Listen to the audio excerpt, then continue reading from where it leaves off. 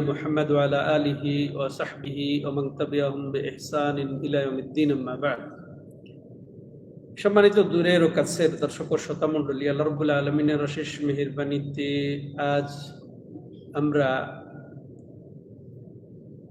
23শে জিলকাদা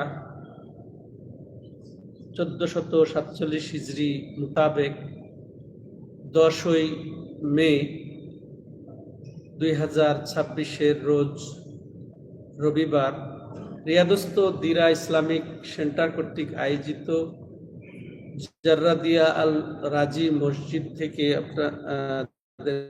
আম্মাতুল উম্মাহ সাধারণ মুসলিমদের জন্য গুরুত্বপূর্ণ বিষয় সমূহ নিয়ে ধারাবাহিক ক্লাস। ইতিপূর্বে আমরা প্রায় 17-18টি ক্লাস উপভোগ করেছি। তো আমাদের শেষ পর্যায়ে চলছে ইমানের রুকনগুলা।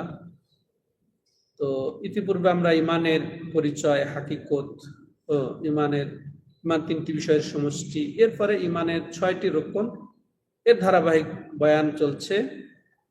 আমরা প্রথম রুকন আল্লাহর প্রতি ইমান, এর অপরিহার্য দিক 4টি। আল্লাহর জাত অস্তিত্ব উপরে ইমান, আর আল্লাহ স্বীয় সত্তায় আরশের উপরে, তার ইলম সব জায়গায় বিরাজমান, এটা। তারপরে ইমানের দ্বিতীয় দিক হচ্ছে আল্লাহর রুবুবিয়তের প্রতি ইমান, যে আল্লাহ স্রষ্টা, আল্লাহ মালিক, আল্লাহ নিয়ন্ত্রক, আল্লাহ রিজিক দানকারী, মৃত্যু দানকারী, জীবন দানকারী। আল্লাহর কর্মে বিশ্বাস স্থাপন করার যেটা রুবুবিয়ত, এক্ষেত্রে ইমান। তৃতীয়ত, তিনি যেহেতু একক স্রষ্টা, প্রতিপালক, নিয়ন্ত্রক, জীবন মরণের মালিক, অতএব তিনি একমাত্র আমাদের ইবাদতের হকদার। অর্থাৎ বান্দার ইবাদত আমলে তিনি একক, তার সাথে কোনো শরীক করা যাবে না। এটা তৃতীয় দিক, এটা বুঝতে হবে, এর প্রতি ঈমান থাকতে হবে। চতুর্থ দিক কি বলা হয়েছে, যে আল্লাহর রয়েছে অসংখ্য নাম এবং গুণ, কোরআনে এবং হাদিসে যেভাবে বর্ণনা এসেছে, শব্দ মর্ম নির্বিশেষে, বিনা অপব্যাখ্যায়, সাদৃশ্য পোষণ না করা ছাড়া, হেরফের না করা, অস্বীকার না করা, রং ওগুলাকে বিশ্বাস করে নেওয়া, সাব্যস্ত করা। এই 4টা দিকের সমন্বয় হচ্ছে আল্লাহর প্রতি ঈমান। 4টা জিনিসের কেউ যদি একটির মধ্যে বিভ্রান্ত থাকে, সে মুমিন হতে পারবে না। তো ঠিক এটাও শুনেছি আমরা যে ঈমান 3টি বিষয়ের সমষ্টির নাম: অন্তরের দৃঢ় বিশ্বাস, মৌখিক সাক্ষ্য স্বীকৃতি এবং এর দাবি আমলে পরিণত করা, অঙ্গ প্রত্যঙ্গের আমল পরিণত করা। এগুলো আমরা জেনেছি। এরপর ফেরেশতাদের প্রতি ঈমান জেনেছি। এরপরে কি জেনেছি? কিতাব সমূহের প্রতি। আর কিছু? আজকে তাহলে কততম? চতুর্থ যেটা রোকন, সেটা হচ্ছে চতুর্থ মূল বিষয় ঈমানের, সেটা হচ্ছে কি? নবী রাসূলগণের প্রতি ঈমান। এই যে রোকন বলে পিলার, স্তম্ভ। এই যে বিল্ডিং এর ধরেন 4টা দেওয়াল, 4টে স্তম্ভ, একটা না থাকলে মসজিদ বলা যেত না, দণ্ডায়মান থাকবে না। ঠিক ওরকম এই 6টা রোকন, 6টার উপরেই আমাদের ঈমান থাকবে, তাই না? এখানে আরেকটা জিনিস, যে ঈমান কিন্তু ঈমান সৃষ্ট, অন্তরের মধ্যে আল্লাহ দিয়ে দেন, ঈমান সৃষ্টি হয়, কমে বাড়ে।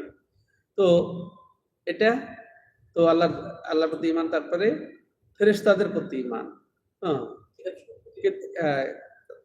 কিতাব সমূহের প্রতি ঈমান, রাসূলদের প্রতি ঈমান। তো কিছু আছে যে একই কিতাব সমূহ, এটা কিন্তু সৃষ্ট না। 6টা রোকন, তার মধ্যে কিতাব সমূহ এটা সৃষ্টি না। আল্লাহ ফেরেশতাকেও সৃষ্টি করেছেন, নবী রাসূলদেরকেও সৃষ্টি করেছেন, কিন্তু কুতুবিহি কিতাব সমূহের প্রতি যে ঈমান, কিন্তু এর মধ্যে 6টা রোকনের মধ্যে কিতাব কিন্তু সৃষ্ট না, আল্লাহর কালাম। বুঝে আসছে? ফেরেশতাকে আল্লাহ সৃষ্টি করেছেন, নবীদেরকে আল্লাহ সৃষ্টি করেছেন, আজকে কিতাব আল্লাহ সৃষ্টি করেন না, এটা আল্লাহর কালাম। এটা বিশ্বাস রাখতে হবে, এটা বাড়তি এটা। আর কি? এরপরে নবীর রাসূলগণকেও আল্লাহ সৃষ্টি করেছেন, আখিরাতও হবে, এটাও আল্লাহর সৃষ্টি। আখিরাত করবেন, মৃত্যু দেবেন, মৃত্যু সৃষ্টি, ফুলসিরাত, রাত, জান্নাত, জাহান্নাম এগুলা সৃষ্টি, কিন্তু শেষটা আবার তাকদিরও এরকম সৃষ্টি না। তাকদির আল্লাহ ধার্য করে রেখেছেন একেবারে অনেক আগে। তো এটা আমাদের ইয়া। তো বলছিলাম যে রাসূলগণের প্রতি ঈমান, রাসূলগণের প্রতি ঈমান এটা যেভাবে আমরা আগেও জেনেছি যে আল্লাহ রাব্বুল আলামিন নবী রাসূলদের কথা উল্লেখ করেছেন। হ্যাঁ, যেগুলা নবী রাসূলের বর্ণনা আল্লাহ দিয়েছেন ওগুলা খাস ভাবে বিস্তারিত যেভাবে আল্লাহ বয়ান দিয়েছেন ওভাবে বিস্তারিত ঈমান থাকবে। আর যেগুলা আল্লাহ বয়ান দেন নাই, বর্ণনা দেন নাই, সেগুলা আম ভাবে সংক্ষিপ্ত আকারে ওইভাবে বিশ্বাস থাকবে যে আল্লাহ রাব্বুল আলামিন অসংখ্য নবী রাসূল পাঠিয়েছেন, অতিবাহিত হয়ে গেছেন তারা। ঠিক আছে, এটা আম ভাবে বিশ্বাস থাকতে হবে, সংক্ষিপ্ত আকারে আম ভাবে। কিন্তু যেগুলা আল্লাহ বর্ণনা দিয়েছেন, নবী বর্ণনা দিয়েছেন, ওগুলাকে বিস্তারিত ভাবেই খাস ভাবে আমাদের বিশ্বাস থাকবে।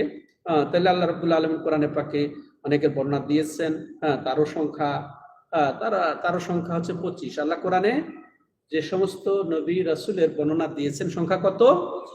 25 জনের নাম আল্লাহ উল্লেখ করেছে। আর এছাড়া আল্লাহ রাব্বুল আলামিন অনেক ইশারা দিয়েছেন। তো অসংখ্য নবী ছিল, এর মধ্যে 25 জনই নবী নন। তাহলে এটা আমাদেরকে বিশ্বাস করতে, যেমন আল্লাহ রাব্বুল আলামিন তার হাবিবকে সম্বোধন করেছেন মিনহুম মান কাসাসনা আলাইকা ওয়া মিনহুম মান লাম নাকসুস আলাইক। এই দেখো যে নবী রাসূলদের মধ্যে যাদের বর্ণনা তোমার কাছে আমি দিয়েছি এবং তাদের মধ্যে অনেকের বর্ণনা আমি দেই নাই, অনেকের ঘটনা বর্ণনা দেয়নি, তাহলে আল্লাহ বলেই দিয়েছেন। তাহলে এরপর তো আমাদের ঈমান থাকতে হবে। যাদের আল্লাহ বর্ণনা দিয়েছেন তাদের খাস ভাবে নাম ধরে ধরেই ঈমান থাকবে, আর যাদের বর্ণনা দেননি আম অনেক এসেছে এটা এই বিশ্বাস থাকবে।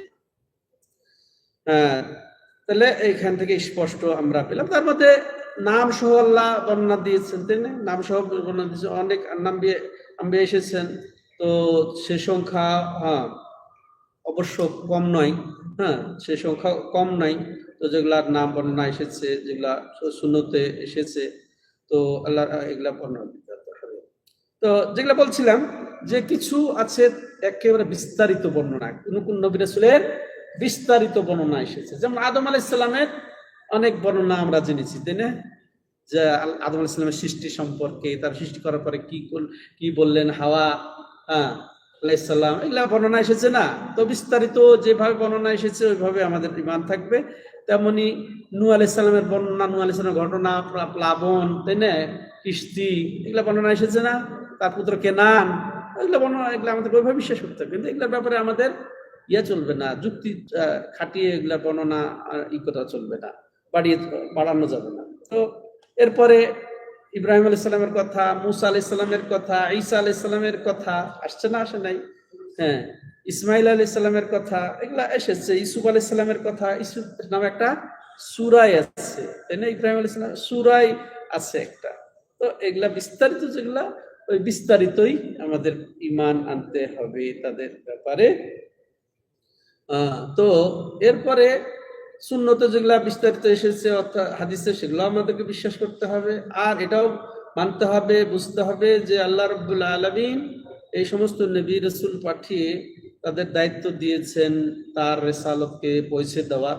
তারা স্পষ্ট করে দিয়েছেন তার রিসালাতকে, তার দেওয়া দায়িত্বকে প্রচার করে দিয়েছেন যথাযথভাবে ঈমানের একেবারে আমানতের সাথে।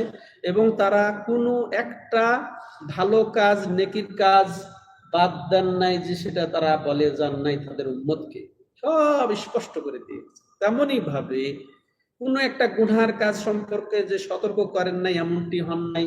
এর মধ্যে আমাদের নবী সেরা নবী, যিনি এটাই করেছেন, একেবারে পুরা হক আদায় করেছেন, পুরা আমানত রক্ষা করে সব নেকির কাজ বলে দিয়ে গেছেন, সব গুনার কাজ সম্পর্কে সতর্ক করে দিক নির্দেশনা দিয়ে গেছেন।